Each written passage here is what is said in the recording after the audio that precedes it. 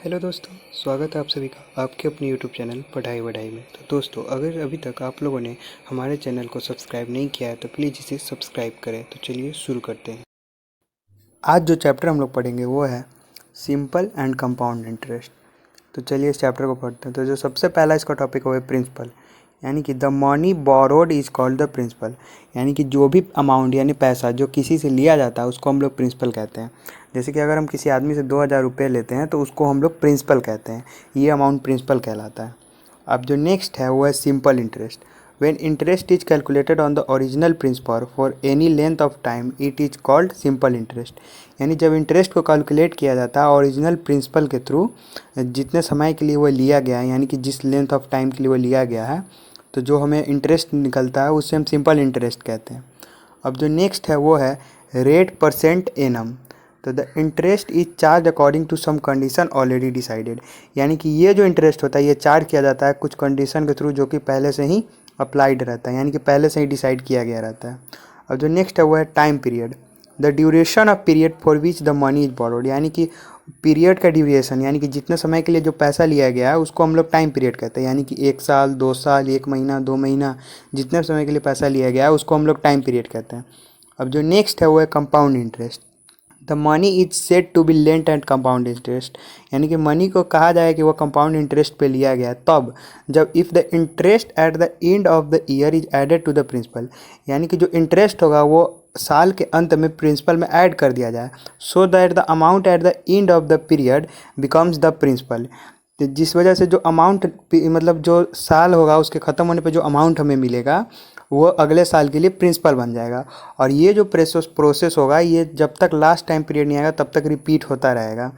और जब वो लास्ट टाइम पीरियड यानी कि जो जैसे मान लीजिए 2 साल के लिए लिया गया तो जब 2 साल कंप्लीट होने के बाद जो अमाउंट हमें आएगा 100 और जो ओरिजिनल प्राइस यानी कि जिस पे वो लिया गया हो वो उन दोनों के बीच का जो डिफरेंस होगा वो होगा कंपाउंड इंटरेस्ट। जैसे कि एज एग्जांपल हम देख लेते हैं कि अगर हम किसी से जैसे 2000 रुपये लिए यानी कि 2000 रुपये प्रिंसिपल है और 2 साल के लिए लिए और कुछ रेट के मतलब कुछ रेट परसेंट पर एनम के थ्रू लिए और वो 2 साल के बाद जो ये 2000 ये 3000 हो गया। तो यानी कि ये अमाउंट अब 3000 हो गया और जो एक्चुअल प्रिंसिपल था वो था 2000। तो जो अब हमें अगर कोई कहेगा सीआई निकालने के लिए यानी कंपाउंड इंटरेस्ट, तो ये 3000 में से जो एक्चुअल अमाउंट यानी 2000 उसको माइनस कर देंगे और जितना मेरा आएगा हमको उतना ही वही कंपाउंड इंटरेस्ट हो जाएगा। जैसे 3000 में से 2000 माइनस करेंगे तो हमको 1000 आएगा। तो ये जो है ये कंपाउंड इंटरेस्ट हो गया। तो ये हो गया ये जो चारों पांचों जो इसकी डेफिनीशन है। अब इस चैप्टर के कुछ इंपॉर्टेंट फार्मूलाज को देखेंगे। तो जो फर्स्ट है वो है if P stands for principal. यानी कि अगर पी का मतलब होता है प्रिंसिपल, पी का मतलब होता है प्रिंसिपल और जो आर है उसका मतलब होता है रेट, यानी आर का मतलब रेट परसेंट पर एनम और जो टी है उसका मतलब होगा नंबर ऑफ़ ईयर्स। तो जो एस आई निकलेगा यानी कि जो सिंपल इंटरेस्ट निकलेगा वो होगा P into R into T by 100। तो ये जो एस आई होगा वो ये होगा। तो ये हो गया इसका फर्स्ट फार्मूला। अब जो सेकेंड फार्मूला है वो है let the principal be P. यानी कि जो प्रिंसिपल उसको हम लोग रुपीज पी मान लेते हैं और जो रेट है उसको आर मान लेते हैं और कितने समय के लिए लिया गया है यानी जो ईयर्स है उसको हम लोग एन ईयर्स मान लेते हैं। तो जब हमको इंटरेस्ट एनुअली देना होगा तो जो अमाउंट निकलेगा वो होगा P into 1 plus R by 100 into n. तो यहाँ पे जो P है वो है प्रिंसिपल, जो R है वो है रेट और जो यहाँ पे N दिया गया वो है ईयर्स, यानी जितने ईयर्स के लिए वो लिया गया है। अब जो यहाँ पे सेकेंड है वो है when interest is annually and rate of interest be R1 during first year, R2 during second year and R3 during third year. यानी जब इंटरेस्ट लिया गया एनुअली और वो हर साल उसका जो रेट है वो चेंज होता गया। जैसे कि रेट जो हुआ फर्स्ट ईयर में हो गया 3%, जो सेकेंड ईयर में हो गया वो हो गया 5% और फिर वो थर्ड ईयर में 7%।